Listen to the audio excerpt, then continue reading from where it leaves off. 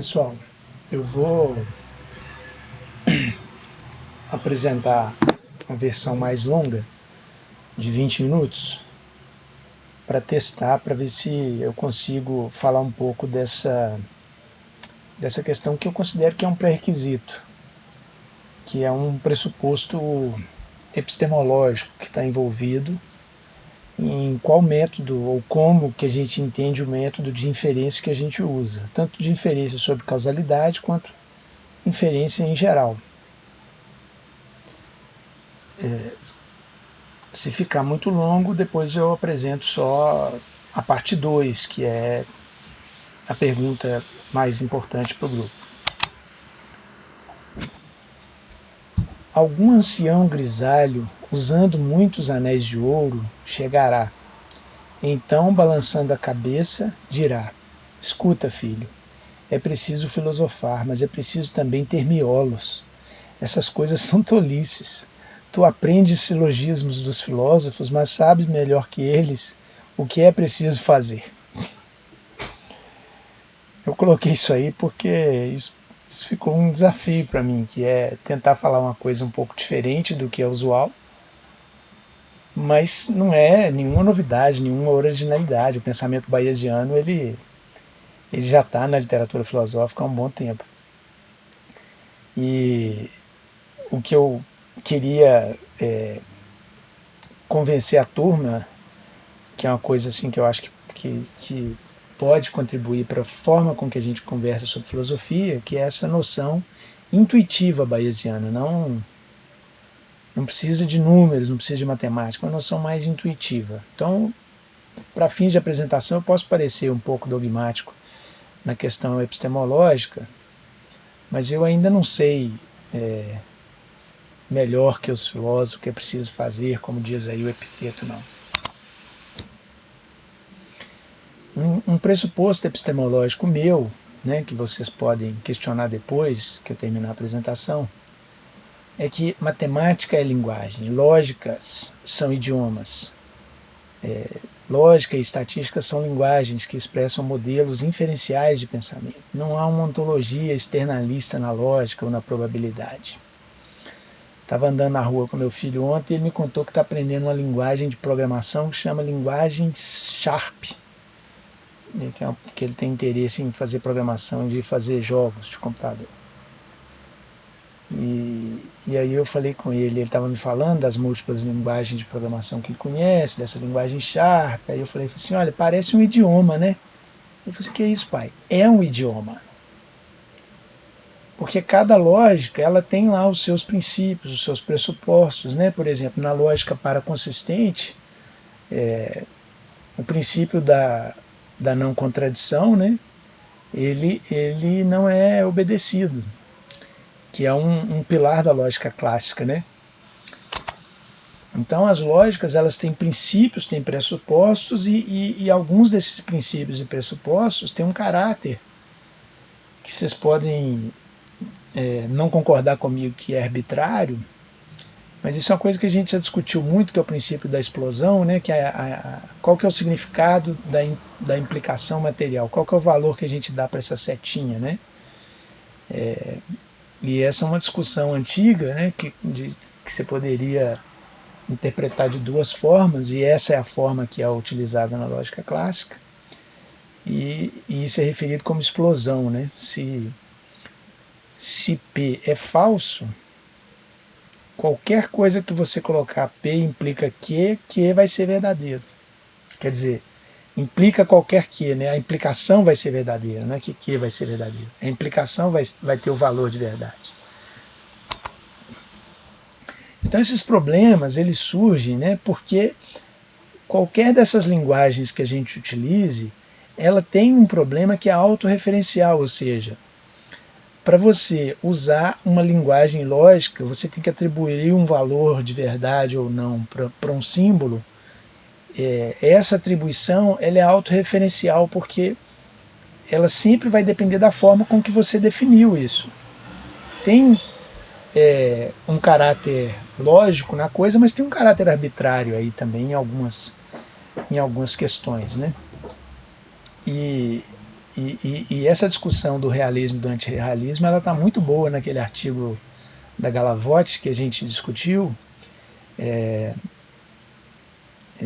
que é aquela discussão do Ramsey e Definetti, né, contra os logicistas. Né? Os logicistas, eles acham que a probabilidade tem que ser construída com proposições, e essas proposições têm que obedecer ao projeto logicista. Né?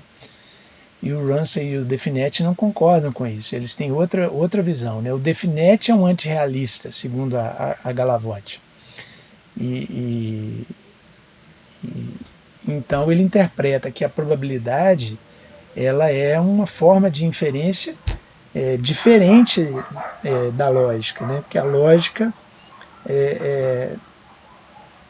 tem essa discussão entre a lógica sob uma perspectiva de linguagem ou a lógica sob uma perspectiva ontológica, né?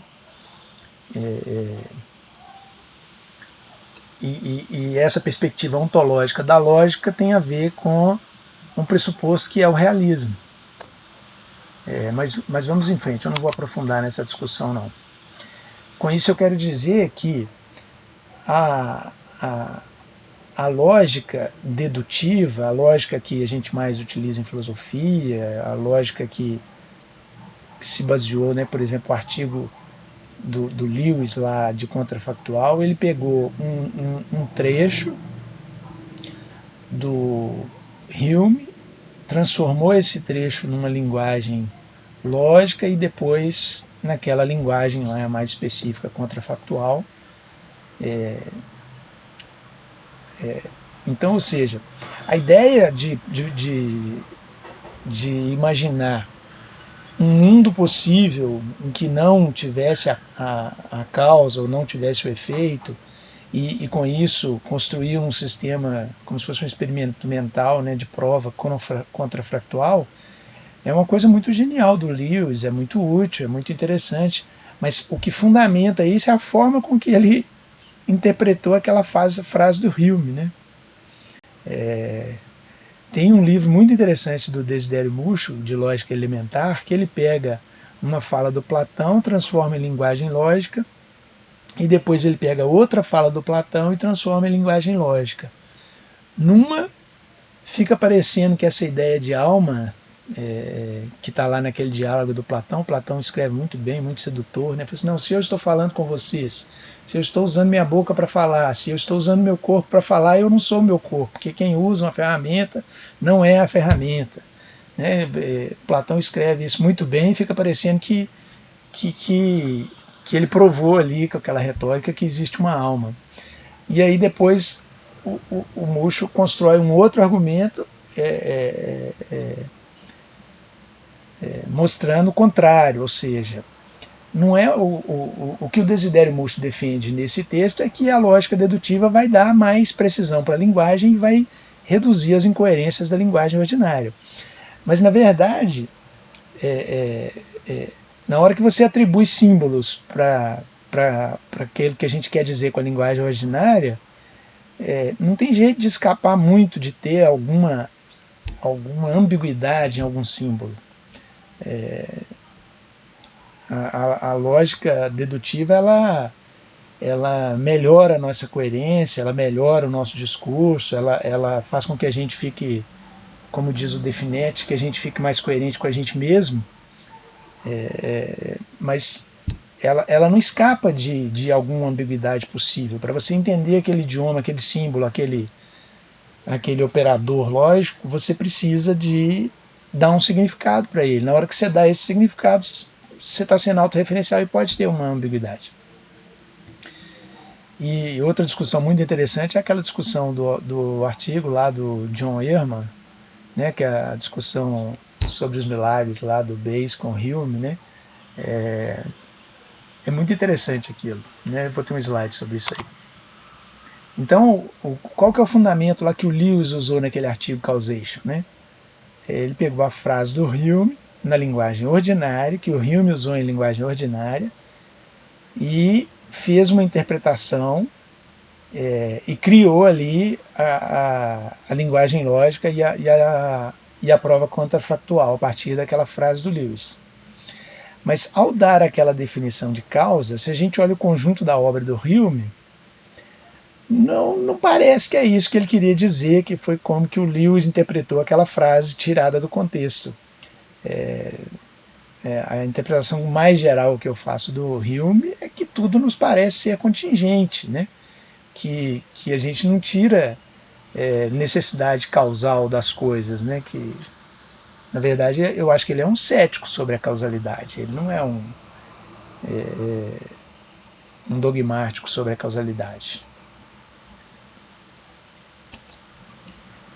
O John Ehrman, naquele artigo lá que eu já tinha mencionado, ele é muito interessante que ele pega o Hume, com o capítulo lá do tratado em que o Hume discute o testemunho e questiona o testemunho, e fala assim, como é que uma pessoa pode testemunhar algum milagre, né? A gente conhece o ser humano, a gente sabe que o ser humano pode se enganar, pode se iludir e tal. E ele usa lá vários argumentos contra a possibilidade de a gente dar valor de verdade a um testemunho sobre um milagre. E o Bayes, né, fez o teorema dele para provar que o testemunho tem algum valor, né, até acho que ele queria provar também a existência de Deus com o teorema dele, né, tem essa história. Mas é interessante isso, porque o Hume foi dogmático para fazer uma defesa cética nessa questão do testemunho, e o Bayes usa um teorema que para mim o fundamento é cético, que é o teorema de Bayes, para defender uma crença dogmática, né? É um paradoxo, é uma contradição. O sujeito quer fazer a coisa com um princípio que é oposto ao que ele quer. E ainda tem essa frase no artigo, né, que a física teórica é uma espécie de teologia, né, em que os cientistas são como padres, né, e todos têm o mesmo valor, aí, o físico teórico e o cientista, né, não tem menos respeitabilidade racional um em relação ao outro, né. Eu acho que isso aí está equivocado, eu acho que isso aí é uma viagem do autor, porque a noção kantiana de a priori, né, que a matemática é a priori, eu não gosto dessa noção, eu acho que ela não é legal. Porque eu acho que não há pensamento a priori. A gente aprende a pensar ao longo do processo das experiências que a gente tem ao longo da vida. Então, mesmo o pensamento matemático, ele é um pensamento aprendido, ele é reflexivo, ele reflete a cultura, ele reflete a linguagem e por aí vai. E a física teórica, quando ela faz a investigação de matemática pura, né, de física teórica sobre o universo, já está ali naquelas equações, naquele discurso do matemático, já tem ali pressupostos que ele tem, que ele pensa a respeito do mundo, que são pressupostos que fundamentam aquelas equações, mesmo que as equações sejam puras, mesmo que não tenha nenhuma evidência empírica envolvida, está pressuposto que ele já tem algumas experiências empíricas e algumas crenças sobre o mundo. Assim como o padre do cristianismo, né, ou o monge budista, né, já está pressuposto no discurso do sujeito o dogma. Enquanto que lá no físico teórico não está pressuposto necessariamente um dogma, mas está pressuposto algum conhecimento empírico prévio. São duas coisas distintas, não é a mesma coisa.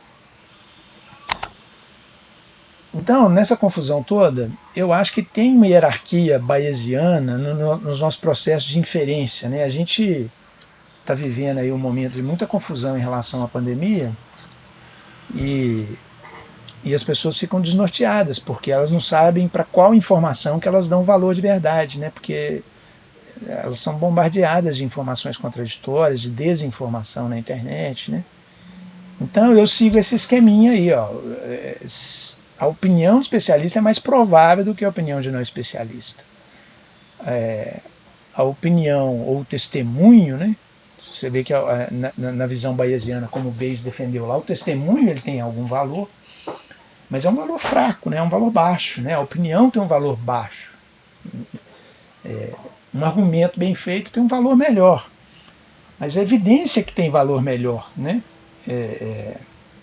Então é como se fosse uma hierarquia, né? Cada passo a gente vai dando mais peso, né?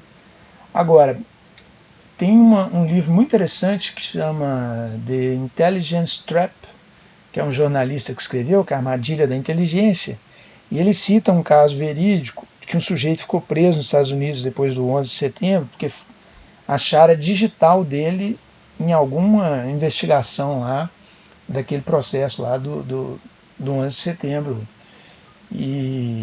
E aí, todos os depoimentos, todos os argumentos que o cara usava em sua defesa, até onde ele morava, onde ele estava, esse cara morava nos Estados Unidos, mas ele era árabe, tudo falava contra, mas a digital dele estava lá. Então eles prenderam ele e depois de 2 anos preso descobriram que tinha um erro na identificação da digital dele, acharam a identificação correta, que era um árabe do Egito, e aí esse cara foi inocentado. Mas então assim, a evidência estava errada e os indícios prévios estavam corretos. Então essa hierarquia ela não é absoluta. Nem sempre a evidência vai valer mais do que os outros argumentos, ou os outros indícios, ou as outras evidências, né? Que a gente tem essa coisa de que algumas evidências são inquestionáveis, não são. Enfim, a ideia é dar a isso tudo aí uma ideia de grau de probabilidade e escapar um pouco desse discurso de verdadeiro ou falso.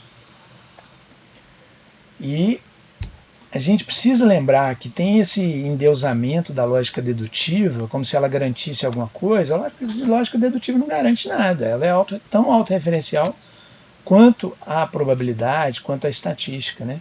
Por quê? Porque as premissas da lógica dedutiva, né, você pode até fazer um argumento bonitinho que tem uma conclusão e esse argumento é sólido, mas para você verificar se ele de fato é sólido, você vai ter que verificar se as premissas são verdadeiras. Para você verificar se as premissas são verdadeiras, você vai ter que olhar para o mundo.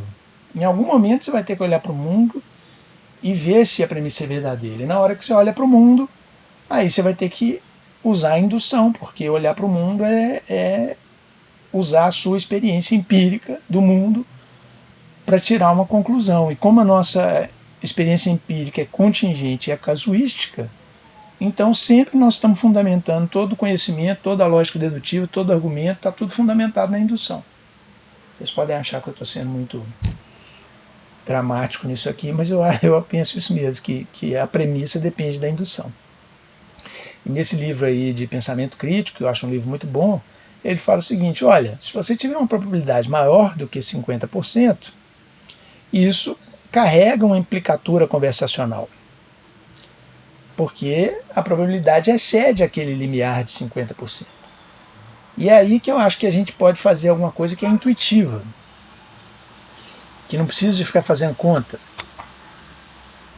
Porque fazer conta é complicado. Eu fiz essas contas aí, eu fiz essa análise aí para tentar mostrar que é possível ser intuitivo, é possível raciocinar de forma intuitiva sem fazer conta, né? O autor que defendeu essa história de Pitanon aí como provável chama Victor Brochard.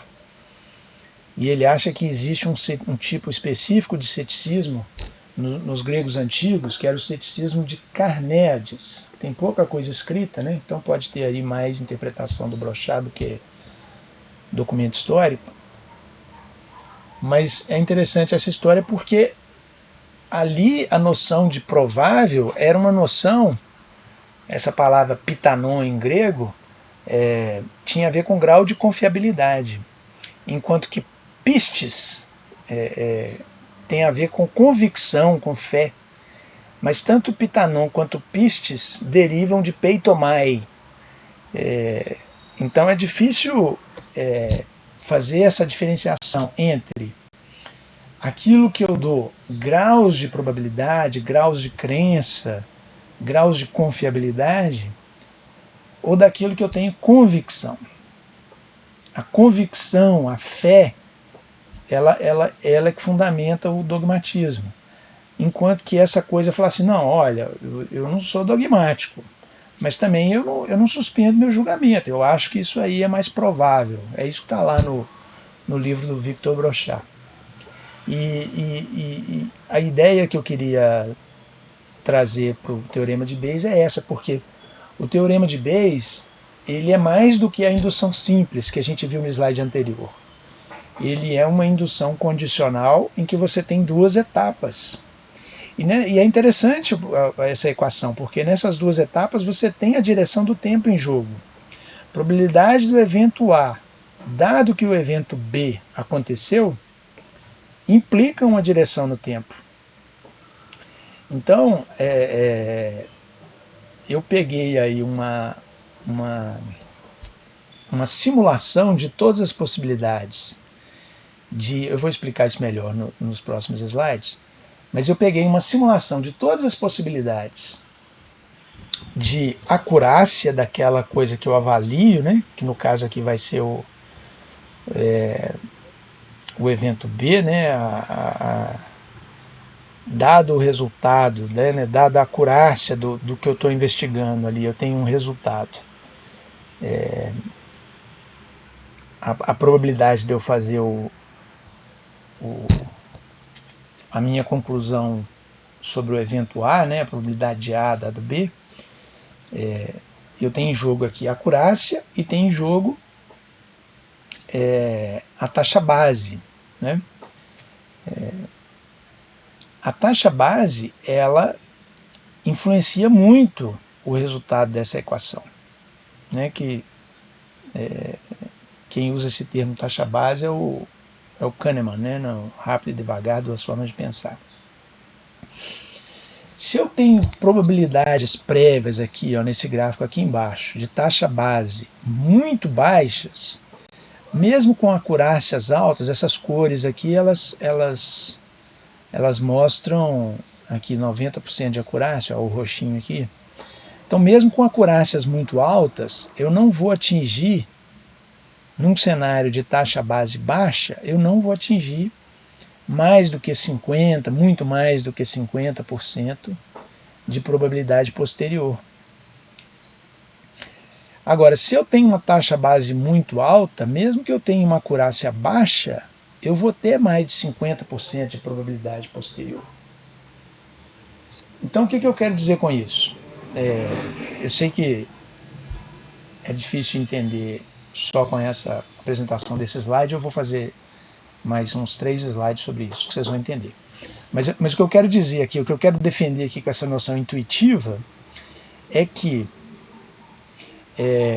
se eu tenho uma taxa base que é menor que 50%, isso já me dá um cenário no qual a intervenção que eu faço no mundo, a observação que eu faço, a informação nova que eu tenho, ela vai mudar pouco a probabilidade posterior, mesmo que ela tenha uma acurácia alta. Agora, se eu tenho um cenário de taxa base muito provável,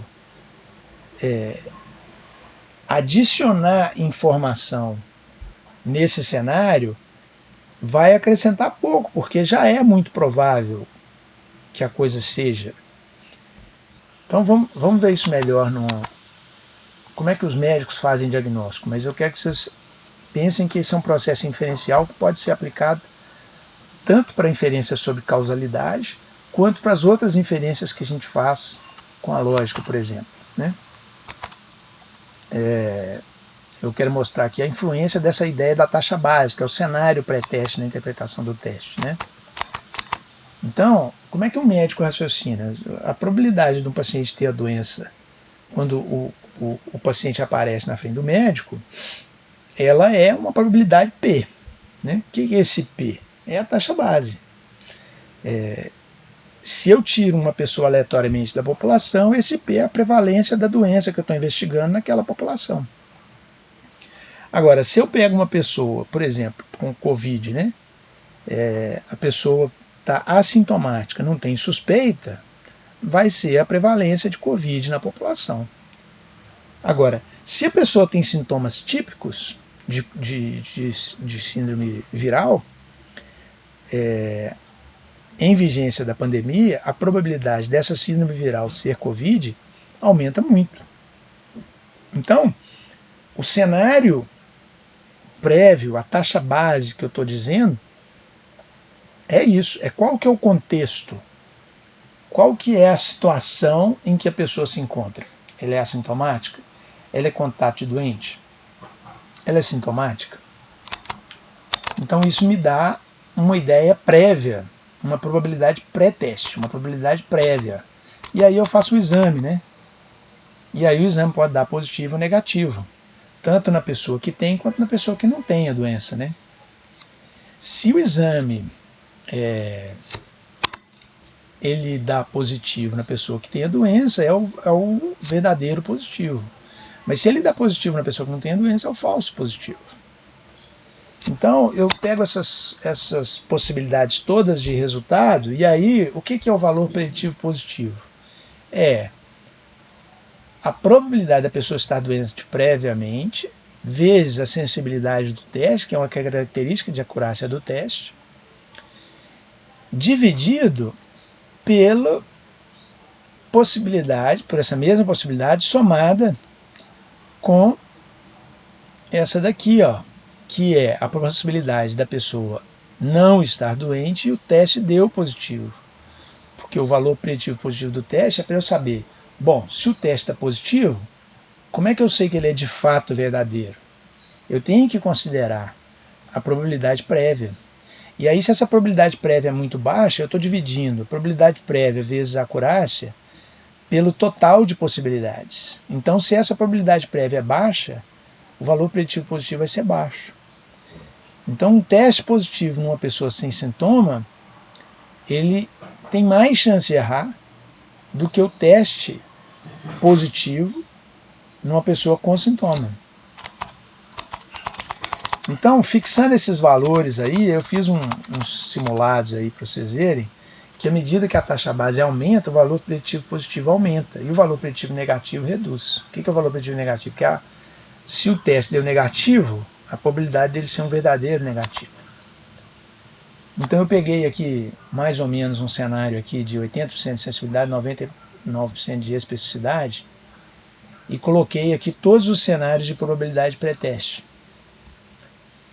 E aí vocês veem aqui que na medida que a taxa base, né, a probabilidade pré-teste vai aumentando, o valor preditivo positivo vai aumentando e o valor preditivo negativo vai aumentando. Eu fiz um gráfico mais fácil de ver. Então, se eu faço um exame, o mesmo exame, com a mesma acurácia, num cenário muito improvável, esse exame erra mais em termos de positividade e erra menos em termos de negatividade. Se eu faço num cenário muito provável, esse exame erra menos no cenário de positividade e erra mais no cenário de negatividade. Pra vocês verem que a coisa não é exata, verdadeiro ou falso. Né? Essa inferência ela é uma inferência probabilística, em que nada está garantido. É preciso entender o que é o cenário pré-teste. São cenários muito diferentes quando o paciente é assintomático, né, hipoteticamente aí, com uma prevalência menor que 1%, não é o caso mais da Covid. Né? Quando tem sintomas típicos, aí vai ser mais de 50%.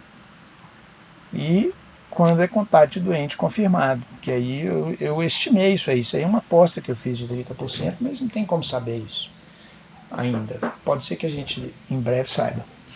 Mas às vezes a gente tem que fazer essas apostas subjetivas. Então com isso eu quero dizer que esse tipo de raciocínio, de você considerar indutivamente, intuitivamente, se o cenário pré-teste é menos do que 50%, ou mais do que 50%. E eu tenho uma nova informação. Essa nova informação ela aponta para um lado ou para o outro. Ou para não, não, não apoiar a ideia inicial da taxa base, ou para apoiar a ideia inicial da taxa base. E porque os médicos fazem isso com as pessoas intuitivamente. Os médicos não fazem essas contas quando eles estão interpretando os exames. Se eles estão com um exame positivo numa pessoa que eles não estão suspeitando da doença, eles vão ter que conferir essa história com mais informação, com outros exames. Eles vão duvidar do exame positivo. É isso que é a interpretação do exame. E essa interpretação ela é intuitiva, ela não é numérica. E em relação às outras formas de inferência que a gente faz na filosofia e na ciência, é lógico que a gente pode fazer modelos matemáticos, modelos estatísticos, e é lógico que isso melhora muito a nossa capacidade preditiva, a nossa capacidade de inferência sobre causalidade, mas no nosso dia a dia, na filosofia, nas conversas com as pessoas, na nossa forma de raciocinar mais intuitiva, a gente não usa números, mas eu quero crer que é possível convencer vocês, convencer as pessoas que isso tem uma utilidade, fazer essa avaliação intuitiva do cenário, imaginar